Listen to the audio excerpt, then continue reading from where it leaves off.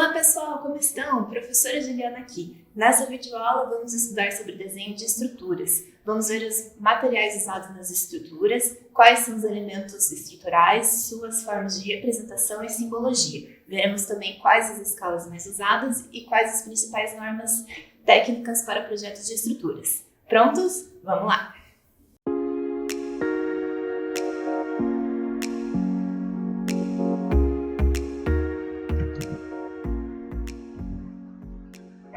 A estrutura de uma construção é constituída pelos seus elementos estruturais, que são as vigas, as lajes e os pilares.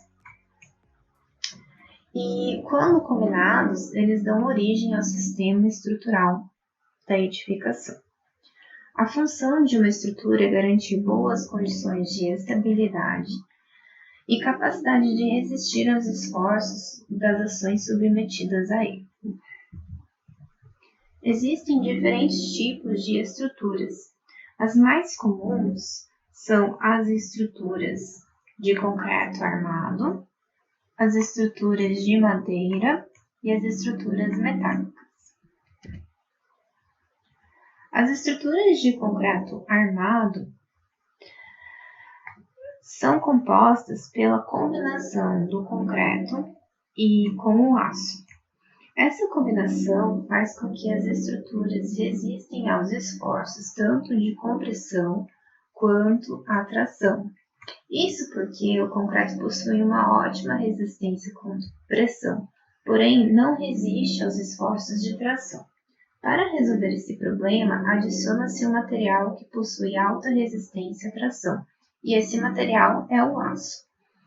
Dessa forma, as estruturas de concreto se tornam resistentes tanto aos esforços de compressão quanto aos esforços de tração. O concreto fluido é um material trabalhável que se adapta a qualquer tipo de molde. Também é um material relativamente econômico, por isso a utilização dele, principalmente nas obras brasileiras. As estruturas de madeira são compostas, como o próprio nome diz, pela madeira.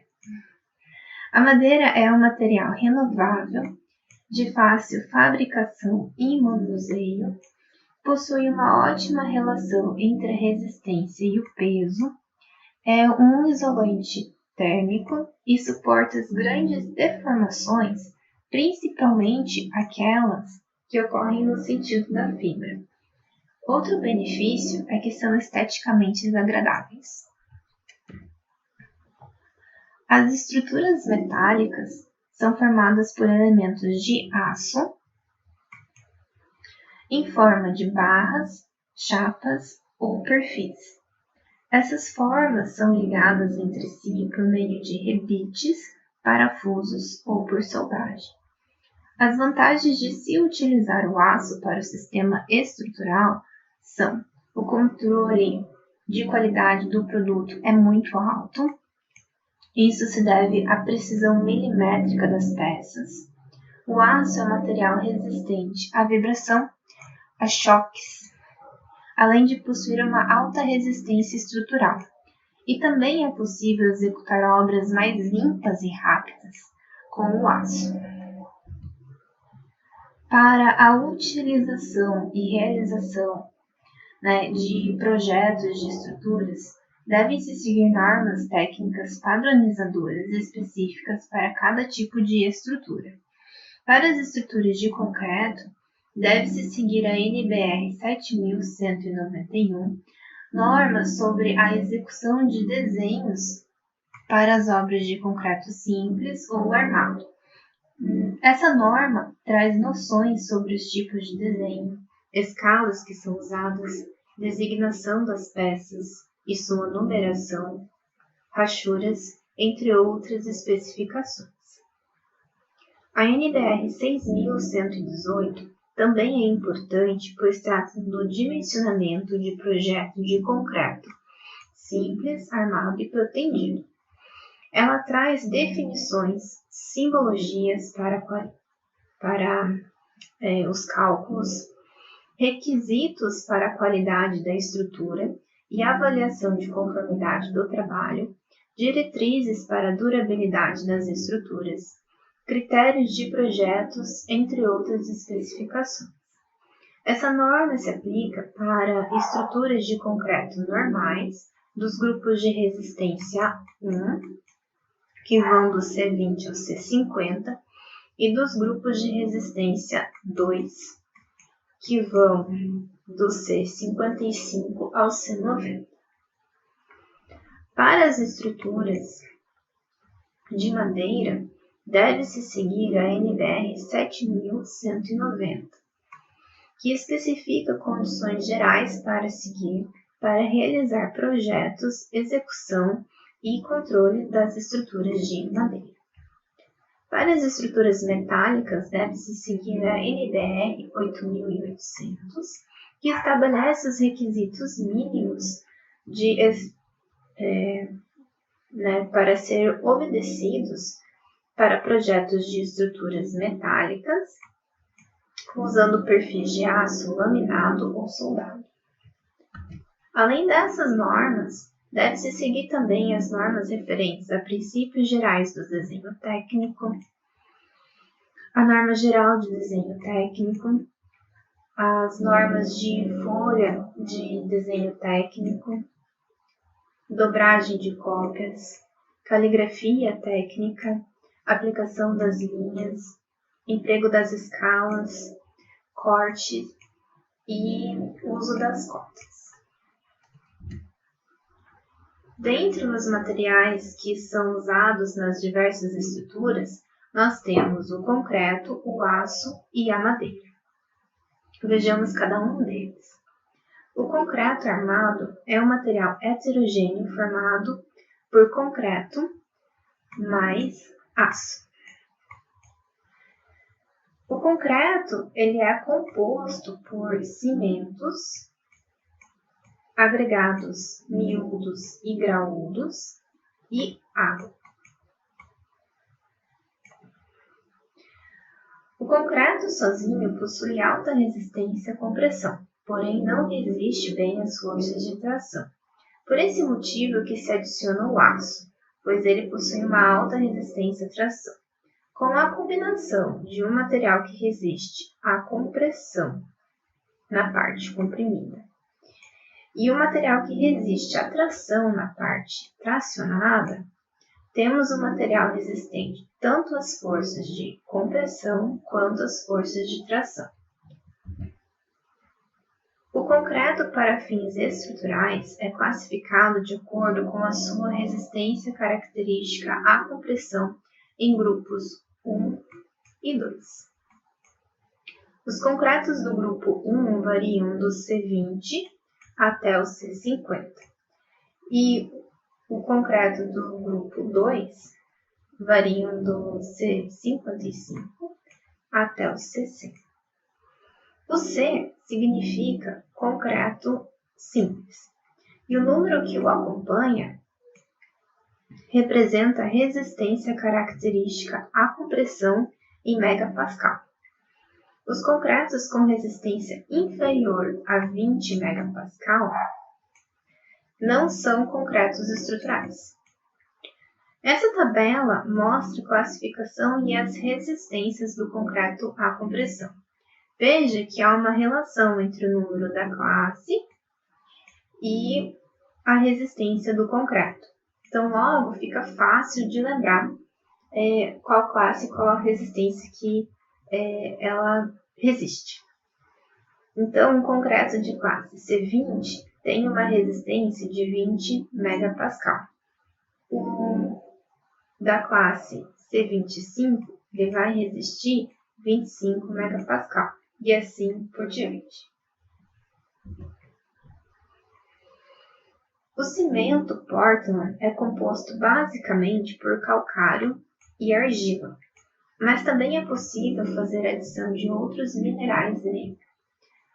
A classificação do cimento é feita conforme a figura ao lado. Então, ele pode ser classificado conforme a sua composição em cimento Portland comum, cimento Portland composto, cimento Portland de alto forno, cimento Portland pozolâmico, cimento Portland de alta resistência inicial e cimento Portland branco. Os agregados são materiais inertes em formas de grão, ou seja, eles são materiais que não desenvolvem nenhuma reação quando misturados com a água. Além disso, eles devem ser formados por grãos resistentes e duráveis e possuir diversos tamanhos. Os agregados usados para o concreto são a areia e a brita. Eles constituem cerca de 80% da composição do concreto. As areias são extraídas do leito dos rios ou de depósitos naturais, e as pedras britadas são rochas fragmentadas artificialmente. A utilização de agregados nas estruturas de concreto e de argamassa reflete na trabalhabilidade, na massa específica, nas propriedades térmicas e acústicas, no modo de elasticidade e na durabilidade do concreto. Os agregados podem ser classificados de acordo com a sua origem e a sua granulometria.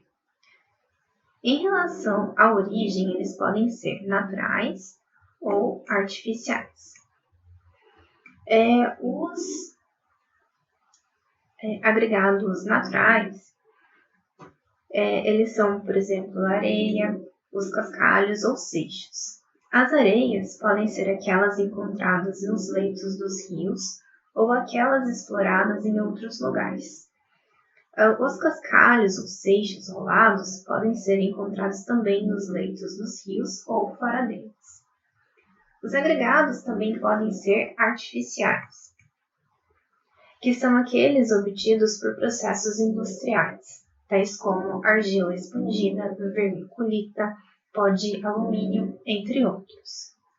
Em relação ao tamanho do grão, os agregados podem ser classificados em miúdo, graúdo ou filler. Os agregados miúdos são aqueles cujos grãos passam pela peneira de 4,8 mm, mas ficam retidos na peneira de 0,15 mm. Um exemplo é a areia.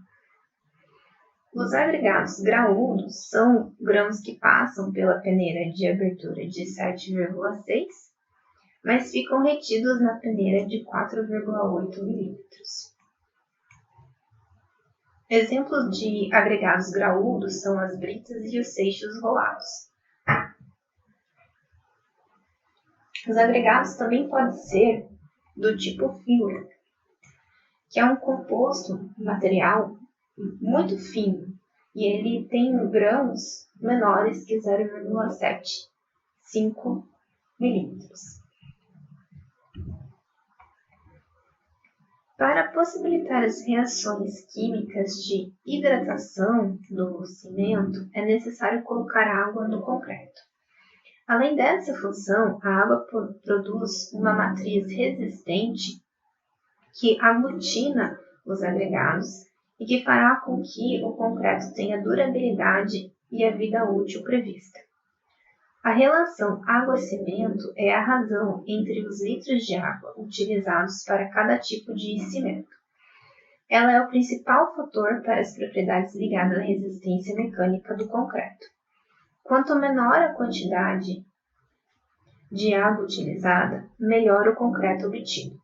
Quando se coloca água demais no concreto, apesar de facilitar o amassamento dele, prejudica sua resistência mecânica, a impermeabilidade e sua durabilidade. A água de abastecimento público pode ser usada para a fabricação do concreto sem nenhum problema. Para a utilização de outros tipos de água, deve-se verificar se a utilização dela, ela está conforme a norma específica. O aço é uma liga de ferro e carbono, cujo teor de carbono é de até 2%. A resistência à tração do aço aumenta quanto maior for a quantidade de carbono.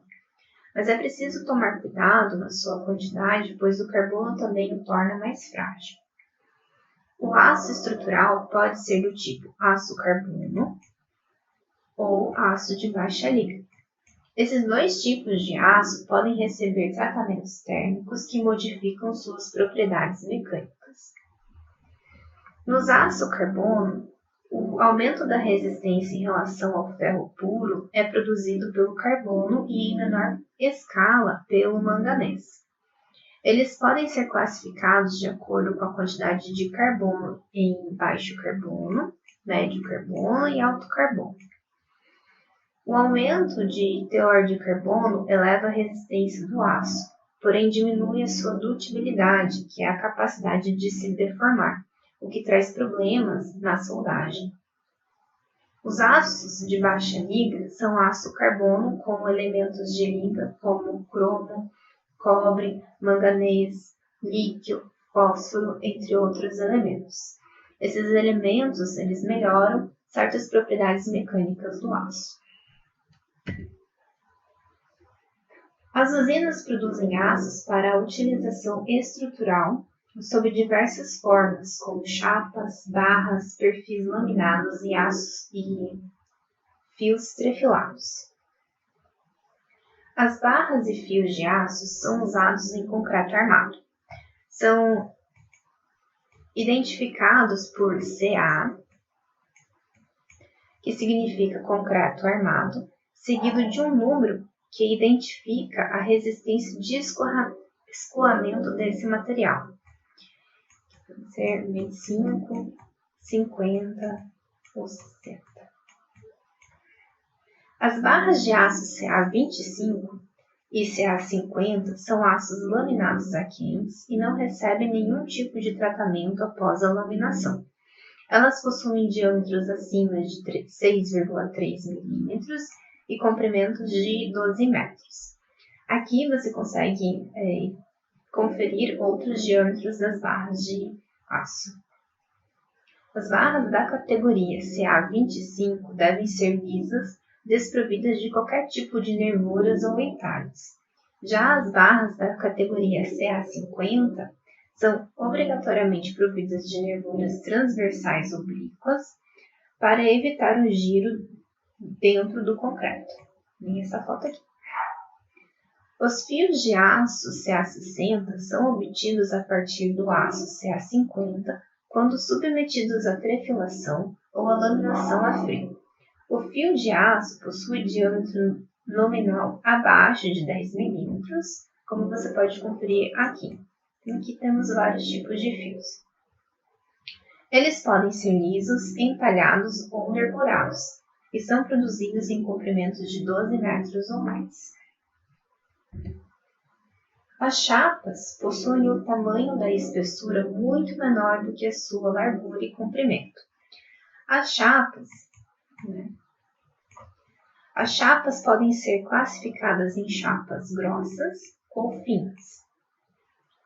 As chapas finas são chapas a frio, ou seja, são fabricadas a frio e possuem espessuras de 1,2 mm a 5 mm. Normalmente, as indústrias siderúrgicas fornecem esse material para metalúrgicas que os transformam em bens utilizáveis como esquadrias, dobradiças, arruelas ou confeccionam perfis dobrados das mais diversas formas. As chapas grossas são chapas com espessuras acima de 6 mm e são utilizadas na confecção de perfis soldados. Os perfis, eles apresentam formas de H, I, C ou U e L. Os perfis do tipo H, I e C são produzidos em grupos, sendo os elementos de cada grupo de altura constante e largura das abas variáveis. Os perfis C podem ser chamados também de perfis U. Os perfis L são cantoneiras, que podem apresentar abas iguais ou abas desiguais. Então, aqui é um exemplo de uma cantoneira com águas iguais. A madeira é um material renovável extraído do caule das árvores, tradicionalmente aplicadas em edificações como elementos estruturais, como material de telhados e estruturas. Podem também ser usados para outros propósitos, como esquadrias, pisos, móveis, instrumentos musicais, embarcações e inúmeros artefatos de madeira. A madeira é um material que resiste simultaneamente a esforços de tração, deflexão, de torção e de cisalhamento. Apresenta menor massa específica que outros materiais. Ela pode ser produzida em peças de grandes dimensões estruturais que rapidamente se desdobram em peças menores. Ou seja, elas são fáceis de se manusear. Pode ser trabalhadas com ferramentas simples, apresentam boas características de isolamento térmico e de isolamento acústico. Dentre os vários tipos de madeira, aquelas usadas para o sistema estrutural é do tipo madeira serrada. Essas madeiras serradas, elas podem ser ripas, tábuas, sarrafos, caibros, vigas e pranchões. Aqui nós temos as dimensões comerciais de cada uma desses tipos de madeira serrada.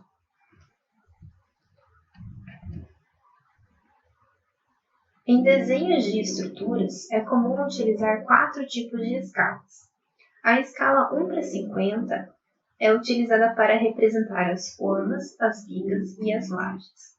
A escala 1:100 pode ser usada para representar as formas quando estas são muito grandes e não há prejuízo na clareza do desenho. As escalas 1:20 ou 1:10 podem ser usadas em cortes e em seções transversais de pilares, vigas, lajes e sapatas. Para o desenho, é importante fazer a indicação dos elementos estruturais, e para isso utiliza-se uma simbologia para designar cada tipo de peça. Utiliza-se a primeira letra para identificar os elementos. Logo, para lajes, nós temos o símbolo L. Para vigas, eu uso V. Pilares, eu uso P. E assim por diante. Em paredes, temos uma simbologia diferente. Para não confundir com pilar, nós usamos a simbologia PAR. Além da simbologia, é importante numerar as peças que peças de laje, de pilares e armaduras e vigas. Como em uma estrutura são necessários diversos tamanhos de lajes, vigas e pilares, procura-se organizá-los, além da simbologia de identificação, por uma numeração. Para lajes, a numeração de preferência começa do canto esquerdo superior do desenho, indo para a direita, passando sempre por linhas sucessivas. Então, ou seja, eu tenho aqui a minha laje 1, começando do canto superior esquerdo. Então, sucessivamente, vou para a minha laje L2. E daí, quando eu acabo aqui, eu passo para cá. Se eu tivesse aqui uma laje L3, aqui eu poderia ter uma laje L4, uma laje L5 e assim por diante. A numeração das vigas é feita conforme o seu sentido. Então, ou seja, sentido horizontal e sentido vertical. No sentido horizontal, a numeração começa no canto superior esquerdo, aqui em cima, e segue-se um alinhamento até atingir o canto inferior direito, aqui embaixo. Para as vigas na vertical, a numeração começa do canto inferior esquerdo, aqui embaixo, e segue-se para cima e por fileiras sucessivas até atingir o canto superior direito. Então, veja, aqui nós temos na horizontal a minha viga 1, que é essa inteira, a minha viga 2 aqui inteira, esse pedacinho aqui que é minha viga 3, viga 4 inteira aqui e a viga 5. Quando eu acabo aqui na horizontal, eu começo na vertical. Então, aqui eu tenho a minha viga 6, aqui dentro a minha viga 7, essa aqui inteira é minha viga 8, mais um pedacinho aqui minha viga 9, e aqui essa maior é a minha viga 10, esse canto inteiro aqui. A numeração das armaduras é igual às de forma de viga, né? Ou seja, para a horizontal a numeração começa no canto superior esquerdo e segue-se o alinhamento até atingir o canto inferior direito. Para a vertical, a numeração começa do canto inferior esquerdo, segue-se para cima e por fileiras sucessivas até atingir o canto superior direito. Então, assim, você faz, seguindo sempre a numeração da viga, né? Você faz aqui a representação da armadura. Nessa representação, nós vamos ver até mais para frente nos slides, que você geralmente coloca também a indicação do diâmetro das bases que você está usando. Vai ficar mais fácil para você entender o projeto. E essa simbologia do diâmetro é feita pela letra grega φ. A numeração de pilares e tirantes é feita partindo-se do canto superior esquerdo e segue-se aqui em linhas sucessivas até o fim, né, do desenho. Tá lá embaixo, né? Então, aqui no desenho, nós indicamos o pilar 1 aqui em cima, aqui nós temos o pilar 2, pilar 3, e assim por diante, até chegar no último pilar aqui embaixo, que é o pilar 2.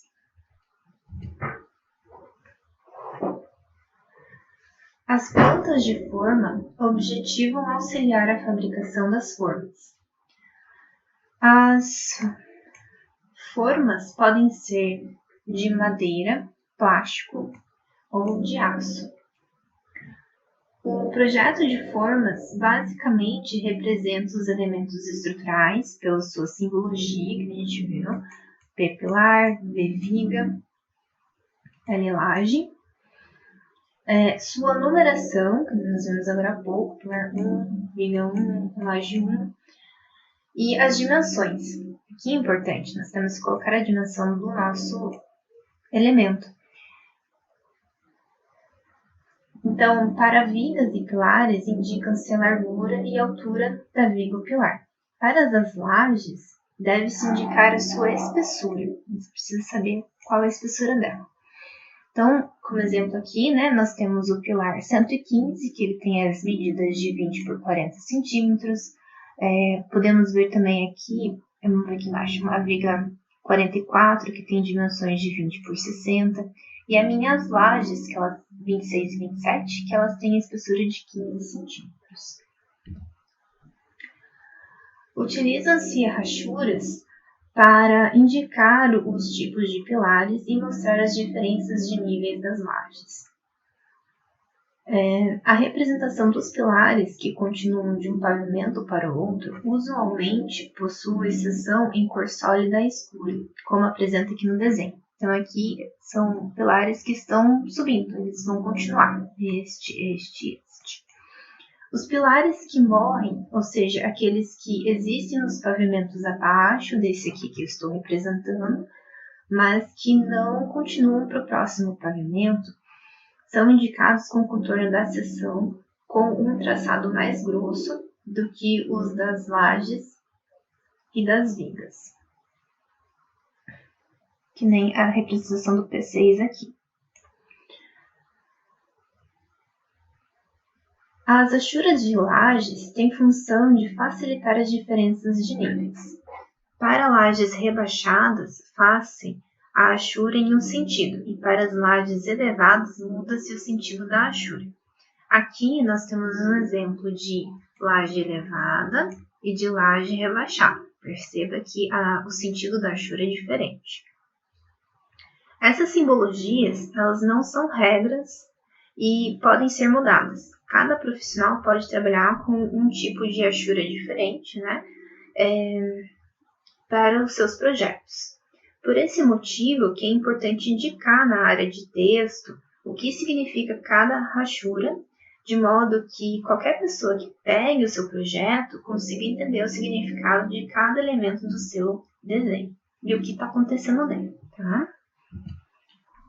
A representação gráfica das armaduras é feita mostrando um ferro representativo, que nem aqui na figura, e indicando nele uma codificação formada por uma sequência de números e símbolos, que é essa codificação aqui. Essa codificação mostra a quantidade de barras em sequência, né? A sua posição, ou seja, onde que ele está alocado, né? Onde que ele fica, a bitola do aço usado, o espaçamento entre eles e o seu comprimento total. A armadura dessa figura aqui, então ela precisaria de 18 barras de 10 milímetros de diâmetro, espaçadas entre si a cada 12 centímetros e com comprimento total de 261 centímetros. É necessário ainda fazer 2 dobras nas laterais com 7 centímetros, representados aqui. Para o desenho das armaduras, utiliza-se como base o desenho de formas. Nesse desenho de formas, modifica-se a linha da estrutura para um traço mais fino e todas as cotas são retiradas. Nós apagamos também a simbologia, a numeração e dimensão dos pilares, vigas e lajes. Dessa forma, conseguimos focar apenas nas armaduras. E daí conseguimos fazer o desenho em cima disso. Os pilares têm função de sustentar os pavimentos e conduzir as cargas das estruturas para as fundações. São elementos lineares e geralmente são peças verticais. Os pilares são compostos por armadura longitudinal, barras na vertical e armadura transversais, que são os extremos. A seção transversal de um pilar mostra a armadura longitudinal, que é a armadura principal, e a armadura transversal, que são os estribos.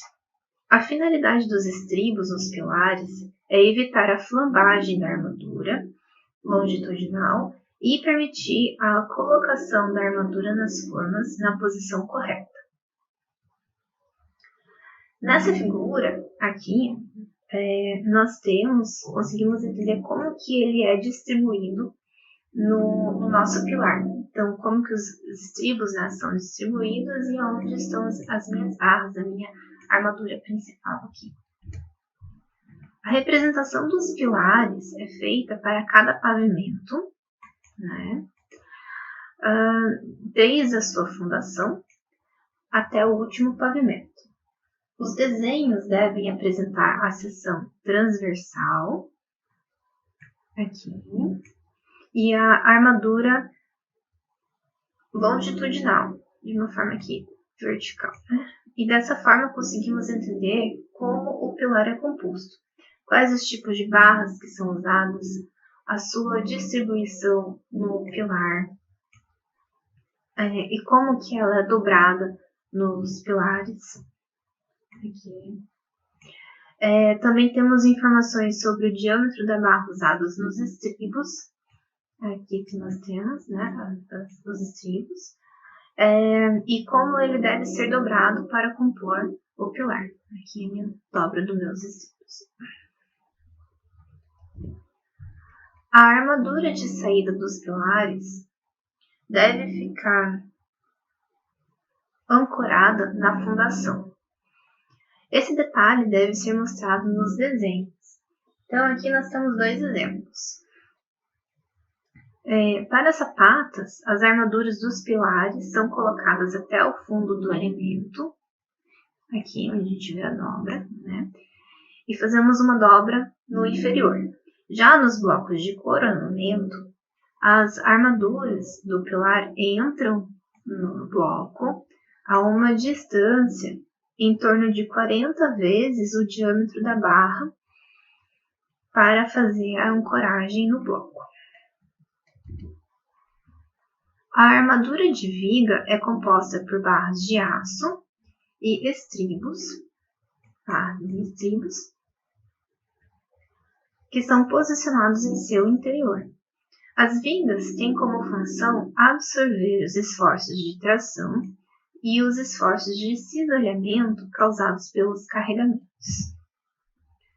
As armaduras no interior da viga podem ser do tipo armadura positiva, armadura negativa, armadura lateral, grampos e estribos. As armaduras positivas têm a função de absorver os esforços de tração na parte inferior da viga. E a sua posição, portanto, será na parte inferior dela. As armaduras negativas têm o objetivo de combater a tração na parte superior da viga. Por esse motivo, são colocados aqui em cima. A armadura lateral controla a abertura de fissuras nas regiões tracionadas das vigas. Geralmente, elas são usadas em vigas com altura superior a 60 cm. Os grampos são armaduras em formas de U que têm como objetivo auxiliar na ancoragem das armaduras, tanto positivas quanto negativas. São usados nas ligações da viga com os seus apoios, como você pode ver aqui na figura. Os estribos combatem as tensões resultantes da força cortante e mantêm as armaduras positivas e negativas no lugar durante a concretagem. Então, essa linha mais grossa aqui é o desenho de um estribo. Os desenhos das armaduras de vigas são feitos colocando a armadura negativa na parte superior do desenho e a armadura positiva e a armadura lateral na parte inferior do seu desenho.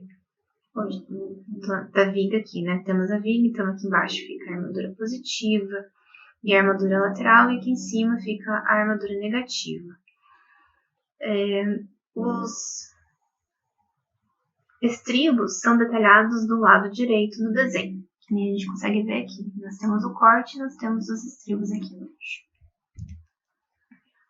As lajes são estruturas que suportam e distribuem as cargas acidentais dos prédios. São elementos planos e geralmente retangulares com pequenas espessuras, quando comparados às suas dimensões laterais. A armadura de laje é composta por uma malha de aço e a sua função é absorver os esforços de tração dos carregamentos submetidos às lajes. Para não sobrecarregar o desenho, como nessa figura aqui, sua representação é feita por uma barra de ferro em cada direção. Então, a gente vê uma aqui e uma aqui. Próximo slide. Então, nesse desenho, nós vemos a representação das armaduras das lajes 26 e 27. Veja que a representação é feita mostrando uma barra de ferro em cada direção. Aqui na vertical e aqui na horizontal. Aqui na horizontal e aqui na vertical. A laje 26 é composta por uma malha de 8 milímetros de diâmetro, espaçadas a cada 13 centímetros na horizontal, e uma malha na vertical de barras com 8 milímetros de diâmetro, espaçadas a cada 19 centímetros. A laje 27 é constituída por uma malha composta por barras de 8 milímetros, espaçadas a cada 14 centímetros na horizontal, e barras de 6 milímetros, espaçadas a cada 19 centímetros na vertical. Então, na realidade, na obra, né, ela ficaria assim, né? Várias barras na horizontal e várias barras na vertical. As armaduras podem ser do tipo positiva ou negativa. As armaduras positivas têm o objetivo de absorver os esforços de tração que ocorrem na parte inferior da laje. Por esse motivo, são posicionadas na parte inferior da laje. Já as armaduras negativas têm a função de combater os esforços de tração, e elas ficam situadas na parte superior das lajes. Como a posição das armaduras são diferentes, o tipo de linha usado para a sua representação também é diferente. As armaduras positivas são representadas com linhas grossas, e as negativas são representadas por linha grossa tracejada.